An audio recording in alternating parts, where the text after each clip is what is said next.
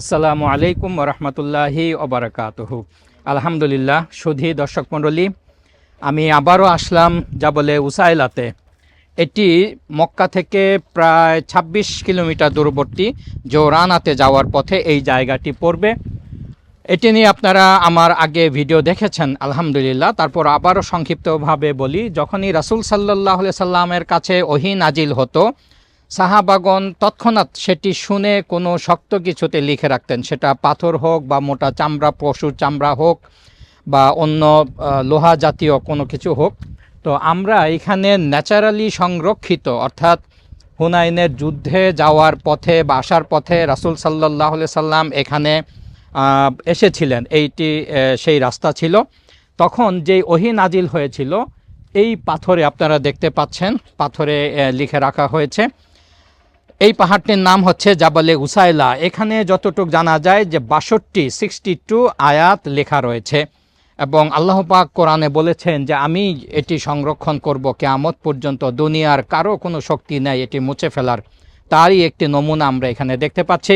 প্রায় 1500 বছর হয়ে যাচ্ছে, এখনও দেখেন কোরআনের আয়াতগুলি উজ্জ্বল আকারে ভেসে রয়েছে এখানে। তো আজকে আমরা এখানে জুলাই 24 সালের গ্রুপের আমরা হজযাত্রীদের নিয়ে এসেছি। আজকে আমরা ওনাদের অনুভূতি শুনবো ইনশাল্লাহ। রিয়াজ ভাই, আপনি তো আমার সাথে আগেও এসেছেন, এবার আপনার ছেলেকে নিয়ে আসছেন, এটির অনুভূতি অন্যরকম। তো আগের বার কিন্তু এখানে আসতে পারি নাই এই জাবলে উসাইলাতে, এবার আসতে পেরে আপনার কিরকম লাগছে? আলহামদুলিল্লাহ। আমি আগে শুধু শুনতাম যে পাথরের মধ্যে সাহাবীরা তাদের যে কোরআন নাজিল হয়েছে সাথে সাথে তারা লিখে রাখতেন, কিন্তু আজকে সত্যিই এই লেখা দেখে আমি এত অভিভূত হয়েছি যে ভাষায় ব্যক্ত করতে পারতেছি না। এবং এটা লেখাটা এত মনে হয় যেন এইমাত্র লেখাগুলা সত্যি অপূর্ব এবং আসলে ভাষায় বর্ণনা করতে পারতেছি না। আর একটি বিষয় বলবো যে এটা আমার দ্বিতীয়বার মাকরিম ভাইয়ের সাথে। আমি এর আগেও 22-এ একবার এসেছিলাম একা। তো এবার আমি ওনার যে কার্যক্রমগুলো দেখে আমার এত ভালো লাগছে যে এবার আমি আমার ছেলেকে নিয়ে আসছি এবং ইনশাল্লাহ আমার ছেলেও খুব সন্তুষ্ট এই ব্যাপারে। আলহামদুলিল্লাহ। এবং আপনাদের সকলের দোয়া চাই যাতে আল্লাহ আমাদেরকে বারবার এখানে আসার তৌফিক দেন। আসসালামু আলাইকুম। এবার আমরা কথা শুনবো মালয়েশিয়া প্রবাসী জনাব আব্দুর রহিম ভুইয়া সাহেবের। আপনি তো দেশ বিদেশ অনেক ঘুরেছেন, আর এবারই প্রথম আপনার উমরা সফর, তাই না? তার মধ্যে আবার আপনি প্রথমবার এসেই এখানেও প্রথম আসতে পেরেছেন, আলহামদুলিল্লাহ। এই বিষয়ে আপনার অনুভূতি কেমন? আলহামদুলিল্লাহ, আমি প্রথমেই ওমরাতে এসেছি। ওমরাতে এসে আপনার সাথে যতগুলি জায়গা ঘুরেছি বা দেখেছি, আমার কাছে খুবই ভালো লেগেছে। তো আলহামদুলিল্লাহ, শুকরিয়া আদায় করে শেষ করা যাবে না যে আল্লাহ পাকের কাছে, যে আল্লাহ পাকের এই মদিনা মক্কাতে যে কত, তায়েফে যে কত নেয়ামত আছে, আমরা আল্লাহর কাছে শুকরিয়া আদায় করেও শেষ করা যাবে না। সো আলহামদুলিল্লাহ, আল্লাহ আমাকে এনেছে, আমি যেন আবার আসতে পারি, আবার যেন আমি উমরাতে আসতে পারি, সেই তৌফিক যেন আমাকে দেয়। আলহামদুলিল্লাহ, আমিন আমিন। এবার কথা শুনবো সুদীর্ঘকাল ধরে আমেরিকা প্রবাসী জনাব কাজী আহমেদ সাহেবের মুখ থেকে। জি ভাই, কিরকম লাগছে আপনার এই জায়গাটা দেখে? আসসালামু আলাইকুম।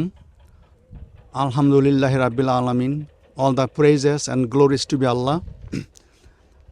আমি হজ করেছি 1988, কিন্তু তখন এত দেখতে পারিনি, কোনো গাইড ছিল না।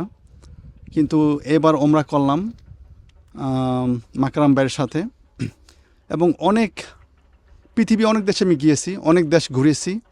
অনেকে আমাকে প্রশ্ন করে যে কাজী ভাই, আপনার প্রিয় দেশ কোনটা, প্রিয় জায়গা কোন জায়গায়? কিন্তু এই মক্কা মদিনা দেখার পর আমি বলবো আমার প্রিয় জায়গা এই মক্কা মদিনা। এবং অনেক অজানা তথ্য জায়গা আমরা সবাই দেখেছি, যেটা আমরা শুনতাম ওয়াজ মাহফিলে। কিন্তু এই প্রিয় মাকারিম ভাইয়ের মাধ্যমে আমরা এই অজানা জিনিসগুলি আমরা জেনেছি, অনেক শিখেছি। অনেক ধন্যবাদ মাকারিম ভাইকে। আমি জানি অনেক হাজি সাহেবরা বাংলাদেশ থেকে অন্যান্য গ্রুপের মাধ্যমে আসেন, কিন্তু মাকারিম ভাইয়ের যে নলেজ এবং ওনার ডেডিকেশন, এটা কম মানে তুলনা করা যায় না। সত্যি উনি tour guide not for money, আমি বলবো উনি টাকার জন্যে এই ট্যুর গাইড হন নাই। ওনার অন্তর, ওনার ভালোবাসা এবং এই মক্কা মদিনাকে তুলে ধরা হাজি সাহেবদের সামনে, এটা ওনার মেন গোল। আমি সত্যি যেটা আমি ফিল করেছি আমি এটাই বললাম। তো আশা করি বাংলাদেশ থেকে আপনারা যদি হজে আসতে চান মাকারিম ভাইয়ের সাথে যোগাযোগ রাখবেন, এবং আশা করি, আমার কোনো সন্দেহ নাই যে আপনারা অনেক জানতে পারবেন যেগুলি হয়তো অন্যান্য ট্যুর গাইডের মাধ্যমে হয়তো নাও হতে পারে। এইখানে অনেক বাংলাদেশিরা কেন, সৌদির লোকরাও জানে না এই জায়গার খবর, অথচ মাকারিম ভাই অনেক কষ্ট করে, অনেক পরিশ্রম করে, অনেক রিসার্চ করে এই মানে রেয়ার প্লেসগুলি উনি খুঁজে খুঁজে বাহির করে। যাক, আলহামদুলিল্লাহ কাজী ভাই, আপনাকে অসংখ্য ধন্যবাদ। থ্যাংক ইউ ভাইয়া। আল্লাহ পাক আপনাকে উত্তম প্রতিদান দান করুন। জি, ইনশাআল্লাহ আপনি বারবার আসবেন ইনশাআল্লাহ।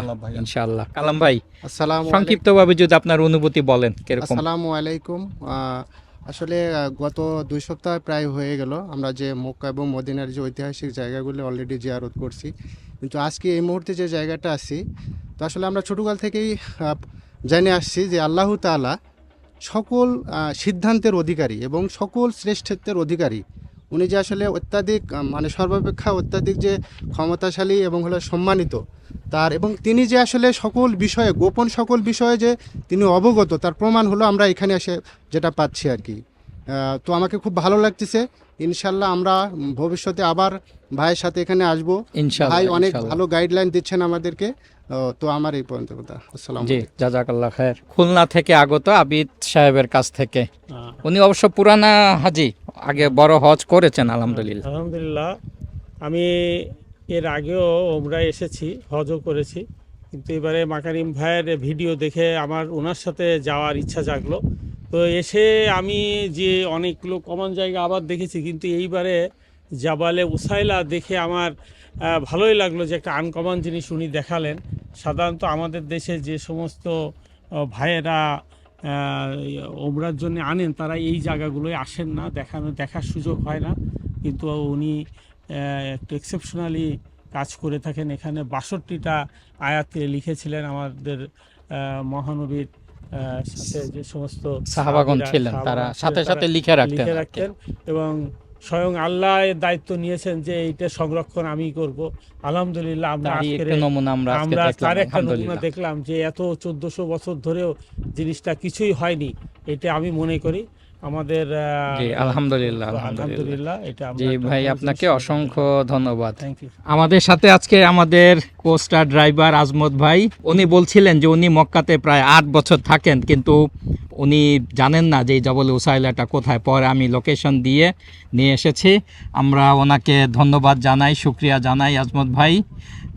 আলহামদুলিল্লাহ উনি নিয়ে এসেছেন।